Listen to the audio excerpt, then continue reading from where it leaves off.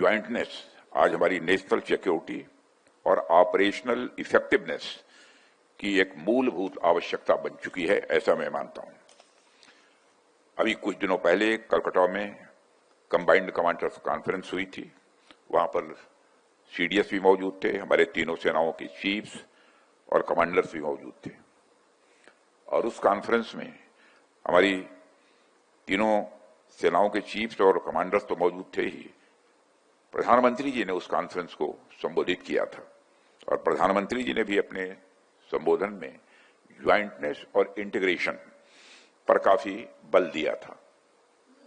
और हमारी सरकार का तो ध्येय ही यही है कि हम तीनों सेनाओं के बीच ज्वाइंटनेस तथा इंटीग्रेशन को जितना भी बढ़ावा दे सकते हैं हमें बढ़ावा देना चाहिए।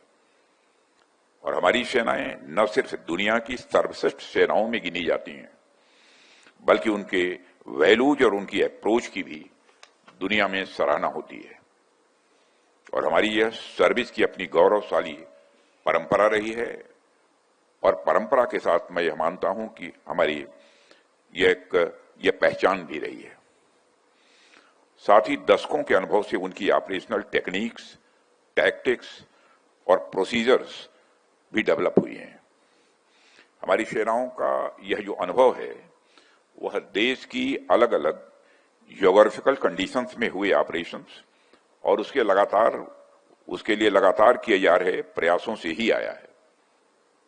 कभी हिमालय के ऊंचे बर्फीले शिखरों पर, कभी हिंद महासागर की गहराइयों में, कभी घने जंगलों और तपते रेगिस्तानों में, और कभी आसमान में ओपन स्काईज में लगातार काम करके इतना व्यापक अनुभव हमारी सेनाओं के पास आया है। और यह अनुभव पीढ़ी दर पीढ़ी हमारी सेनाओं में ट्रांसफर भी होता गया है। लेकिन इसमें एक चीज ध्यान देने वाली है कि मेरी जानकारी के अनुसार जो वैल्यूज, जो एक्सपीरियंस हमारी सेनाओं में समय समय के साथ ट्रांसफर होते गए, वो धीरे धीरे किसी एक ही पर्टिकुलर सर्विस के पार्ट बनकर रह गए, जहां तक मैं जानता हूं। यानी अगर हमारी आर्मी ने कोई नई चीज सीखी तो वह नॉलेज आर्मी में ही रह गई। अगर नेवी ने कोई चीज सीखी तो वह नॉलेज नेवी में ही रह गई। अगर एयरफोर्स ने कोई चीज सीखी तो यह नॉलेज एयरफोर्स में ही रह गई। कहने का मतलब है कि जिसने जो भी सीखा उसकी वह सीख, उसकी वह लर्निंग खुद तक ही सीमित रह गई। किसी दूसरी सेना के अंग को उस एक्सपीरियंस का उतना फायदा शायद नहीं मिला जितना कि मिल सकता था। अब जब हम आज की दुनिया पर नजर डालते हैं तो हमें इस बात को स्वीकार करना ही पड़ेगा कि आज दुनिया बहुत तेजी से बदल रही है। 21वीं सदी में सिक्योरिटी का स्वरूप काफी हद तक बदल चुका है। थ्रेट्स पहले से कहीं अधिक कॉम्प्लेक्स भी हो गए हैं। आज लैंड, सी, एयर स्पेस और साइबर स्पेस सभी डोमेन्स आपस में ये गहराई से जुड़ गए हैं। साथियों, ऐसे समय में कोई भी सर्विस यह सोचकर अलग थलग नहीं रह सकती कि अपने डोमेन में वो अकेले ही सब संभाल लेगी। निश्चित रूप से हमारी हर सर्विस के पास यह कैपेबिलिटी है कि वह अगर चाहे तो अकेले किसी भी चुनौती का सामना भी कर सकती है। लेकिन आज के दौर में जिस तरह की चुनौतियां हमारे सामने आ रही हैं, उसमें बेहतर विकल्प यही है कि हम इन सारी चुनौतियों का मिलजुल कर मुकाबला करें।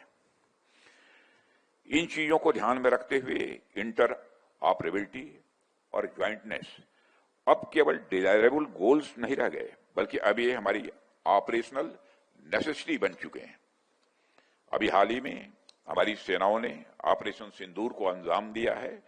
इसके लिए मैं आप सबको और तीनों सर्विसेज के अपने सेना के अधिकारियों और जवानों को मैं बधाई देता हूं। और यह ऑपरेशन इस बात का प्रमाण है, जब हमारी सेनाएं आपस में मिलकर काम करती हैं तो उनकी कंबाइंड स्ट्रेंथ कितनी बढ़ जाती है।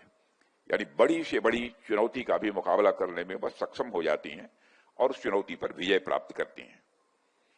साथियों, इन ऑपरेशन के दौरान भारत ने अपने एयर डिफेंस में ज्वाइंटनेस का एक जबरदस्त प्रदर्शन किया जो डिसाइसिव साबित हुआ।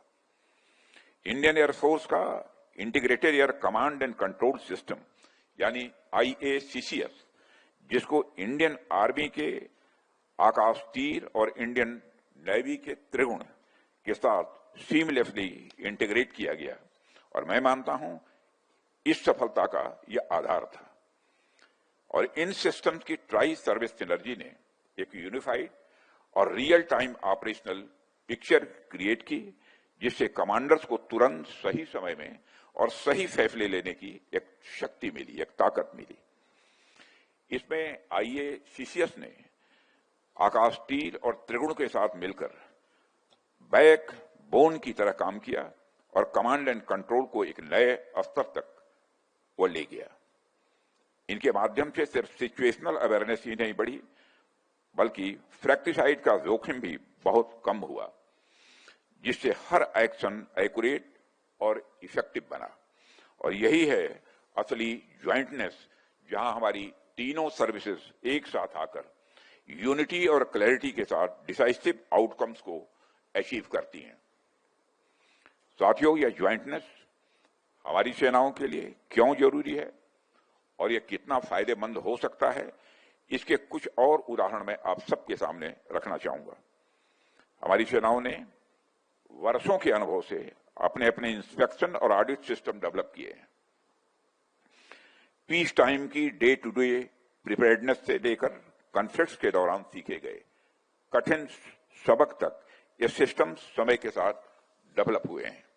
लेकिन आज के इंटीग्रेटेड ऑपरेशन के युग में ये जरूरी हो जाता है ये सिस्टम्स एक दूसरे से सीमलेसली जुड़े रहें।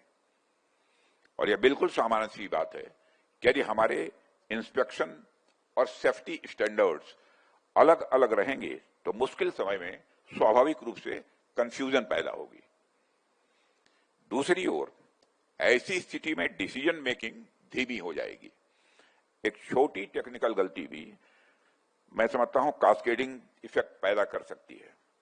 लेकिन जब स्टैंडर्ड्स अलाइंड होंगे, जब इंस्पेक्शन और ऑडिट रिपोर्ट्स सभी सर्विसेज द्वारा यूनिवर्सली एक्सेप्टेड होंगी, तो उस स्थिति में कोऑर्डिनेशन भी स्मूथ होगा और हमारे सोल्जर्स का कॉन्फिडेंस भी स्वाभाविक रूप से बढ़ेगा। साथियों, इसके अलावा आजकल हमारे सामने एक नया खतरा साइबर अटैक्स और इंफॉर्मेशन वारफेयर का भी है। इन चैलेंजेस के संदर्भ में भी एक बड़ी जरूरी बात उभर कर सामने आई है।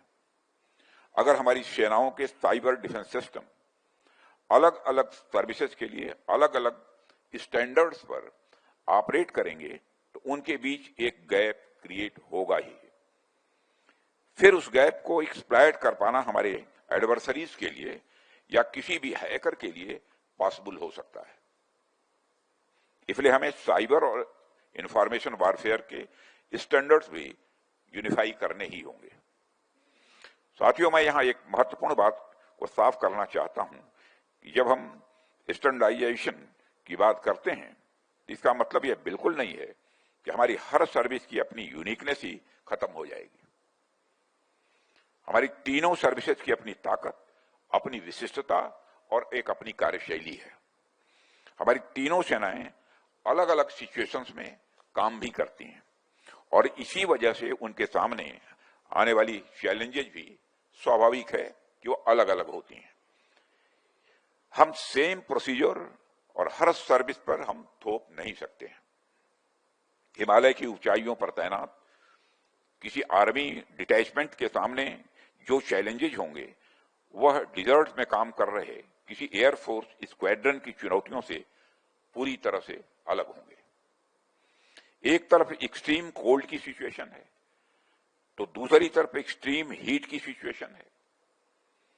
अब अगर हम ये कहें कि हर जगह एक जैसे प्रोसीजर्स अपनाए जाएं तो यह न केवल इम्प्रैक्टिकल होगा बल्कि हमारी फोर्सेस की क्षमताओं को भी यह सीमित कर देगा। इसलिए हमारा गोल यह होना चाहिए कि हम एक शेयर्ड बेसलाइन तैयार करें, एक ऐसा फ्रेमवर्क तैयार करें जो इंटर ऑपरेबिलिटी और म्यूचुअल ट्रस्ट को मजबूत करे, ताकि जब अलग अलग सर्विसेज एक साथ काम करें तो हर कोई यह भरोसा रख सके कि उनकी प्रोसेसेस और कार्यशैली में तालमेल है।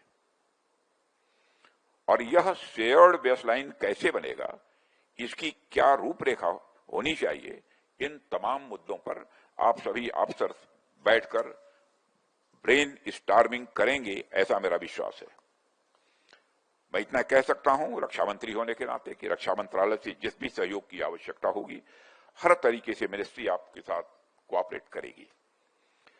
इस दिशा में आगे बढ़ना मैं मानता हूं कि अब समय की जरूरत है, और मुझे पूरा विश्वास है कि आप तीनों ही सेनाओं, कोस्ट गार्ड, बीएसएफ और डीजीसीए के बड़े अधिकारी इस ओर प्रयास कर ही रहे होंगे और आगे भी इसे तेजी से आगे बढ़ाएंगे।